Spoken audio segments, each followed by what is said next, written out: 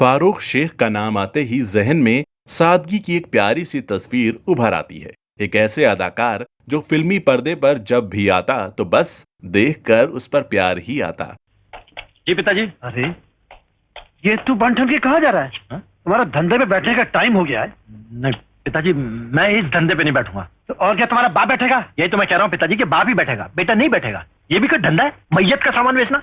और अगर यही सब मुझसे करवाना था तो फिर पढ़ा लिखा कर इंजीनियर क्यों बनाया?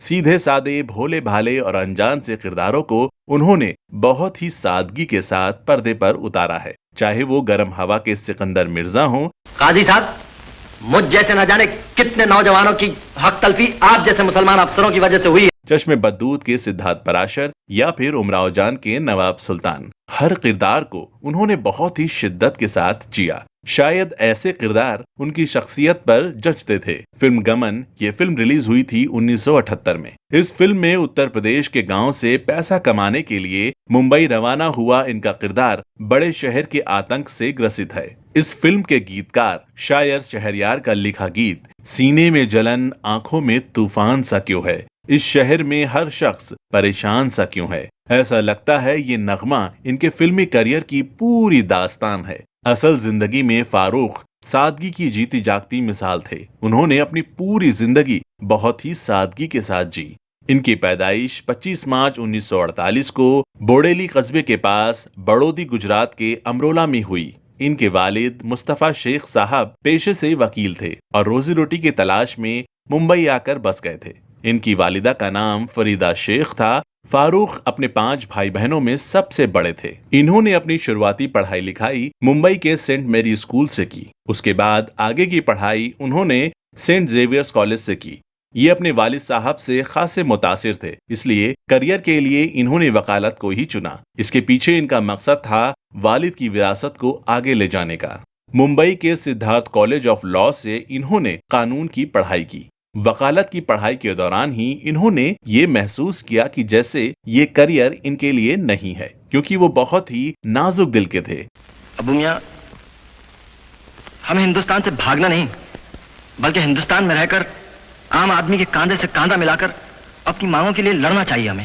और उन्होंने अपने वालिद साहब को ज्यादातर कोर्ट कचहरी और पुलिस थानों में ही उलझे देखा था। कॉलेज के दिनों में ही इन्होंने नाटकों में काम करना शुरू कर दिया था। यहीं इनकी दोस्ती मशहूर और मारूफ अदाकारा शबाना आजमी से हुई थी। दोनों ने कई नाटकों में साथ काम किया था। चूंकि शबाना को एक्टिंग में ही अपना करियर बनाना था, इसलिए जब वो एक्टिंग के लिए फिल्म इंस्टीट्यूट जाने लगीं, तो उन्होंने फारूक से भी चलने को कहा। लेकिन उन्हें अपनी वकालत की पढ़ाई करनी थी, इसलिए वो शबाना के साथ फिल्म इंस्टीट्यूट नहीं गए। अपनी जिंदगी के बारे में फारूक खुद बताते हैं कि स्कूल के दिनों से न केवल वो क्रिकेट के दीवाने थे, बल्कि एक अच्छे क्रिकेटर भी थे। उन दिनों भारत के मशहूर cricketer Vinoo Mankad saint Mary school के 2 बेहतरीन खिलाड़ियों को हर साल कोचिंग देते थे और हर बार उनमें से एक फारूक हुआ करते थे। जब वो सेंट जेवियर कॉलेज में पढ़ने आए तो उनका खेल और निखर गया। सुनील गावस्कर फारूक के साथ ही क्रिकेट खेला करते थे और ये दोनों बहुत अच्छे दोस्त भी थे। फिल्मों में इन्हें काम कैसे मिला, इसके पीछे भी एक बड़ा ही दिलचस्प किस्सा है। दरअसल हुआ यूं कि फिल्म मेकर MS सेथ्यू गर्म हवा नाम की एक फिल्म बना रहे थे और उन्हें एक ऐसे कलाकार की जरूरत थी जो बिना फीस लिए तारीख दे दे। फारूक थिएटर की संस्था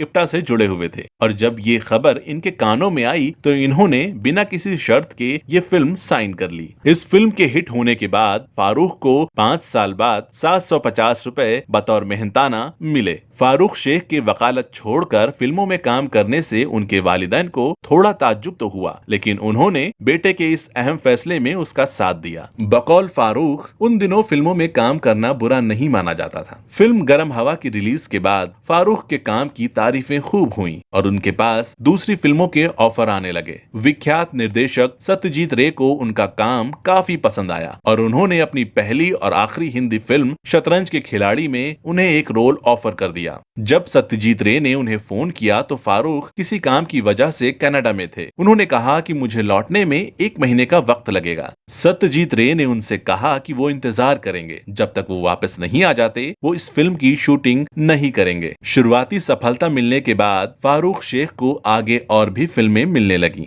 जिसमें 1989 में रिलीज हुई फिल्म नूरी, 1981 की चश्मे बदूर जैसी फिल्में शामिल हैं। इन फिल्मों को दर्शकों ने हाथों हाथ लिया। दीप्ति नवल के साथ इनकी जोड़ी खूब पसंद की जाती थी। 70 के दशक में इन दोनों ने एक साथ मिलकर कई फिल्मों में काम किया, जिसमें चश्मे बदूर, साथ साथ, कथा, रंग बिरंगी जैसी फिल्में शामिल हैं। इस जोड़ी की आखिरी फिल्म लिसन अमाया थी, जो कि साल 2013 में रिलीज हुई थी। फारूक के बेहतरीन अदाकारी से सजी एक और फिल्म है एक पल। यही वो फिल्म थी जिससे कल्पना लाजमी ने अपने निर्देशक के करियर की शुरुआत की थी। गुरुदत्त के भाई आत्माराम के सहयोग से बनी ये फिल्म सिनेमा घरों तक नहीं पहुंच पाई और कई फिल्म फेस्टिवल तक ही महदूद रह गई। हालांकि इस फिल्म में भी इन्होंने बेहतरीन काम किया था। फारूक की ज्यादातर फिल्मों को कला की श्रेणी में रखा जाता है। 70 के दशक में नसीर, शबाना, दीप्ति के साथ फारूक की उपस्थिति फिल्म को एक अलग तरह की गति देती थी। फिल्म लोरी, अंजुमन को इसी श्रेणी में रखा जा सकता है। फारूक की बात हो और फिल्म उमराव जान की बात ना हो, ऐसा तो हो ही नहीं सकता। फिल्म के डायरेक्टर मुजफ्फर अली के साथ इन्होंने 3 फिल्मों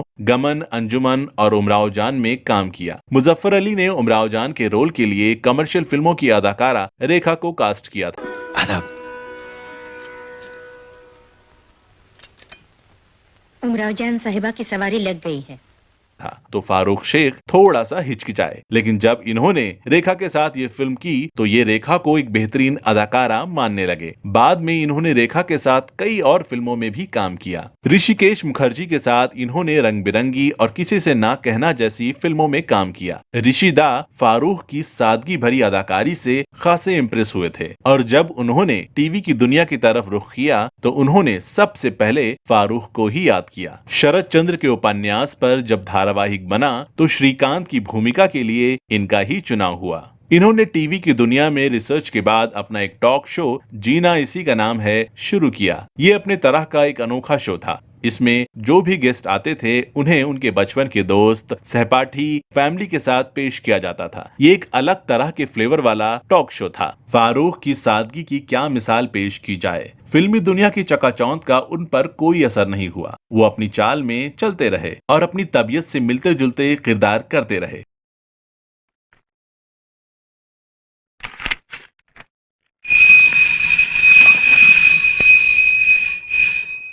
ये हो क्या रहा भाई? कोई दरवाजा क्यों नहीं खोलता? थिएटर हमेशा से उनका पहला प्यार था। तुम्हारी अमृता नाटक का मंचन वो लगातार 20 सालों तक करते रहे। इस नाटक में उनके साथ शबाना आजमी भी थीं। मशहूर फिल्म ये जवानी है दीवानी में ये रणबीर कपूर के वालिद की भूमिका में नजर आए। इनकी आखिरी फिल्म क्लब 60 थी, जो 2013 में रिलीज हुई थी। 28 दिसंबर 2013 को दिल का दौरा पड़ने की वजह से ये दुनिया फानी से रुखसत हो गए। इन्हें अंधेरी वेस्ट के कब्रिस्तान में इनके मां की कब्र के पास दफनाया गया। अगर इनकी निजी जिंदगी में झांकें तो पता चलता है कि इनकी शादी इनकी कॉलेज की ही एक दोस्त रूपा से हुई और इस शादी से इन्हें 2 बेटियां हैं, साइस्ता और सना। छोटी बेटी सना मुंबई में किसी एनजीओ के साथ काम करती है। फारूक को फिल्म लाहौर के लिए बेस्ट सपोर्टिंग एक्टर का नेशनल अवार्ड मिला। इसके अलावा विमल रॉय लाइफ टाइम अचीवमेंट सम्मान से भी इन्हें नवाजा गया। फारूक ने 60 से भी ज्यादा फिल्मों में काम किया। हमारे बीच वो आज नहीं है, लेकिन वो हमेशा अपनी फिल्मों के जरिए हमारे बीच जिंदा रहेंगे।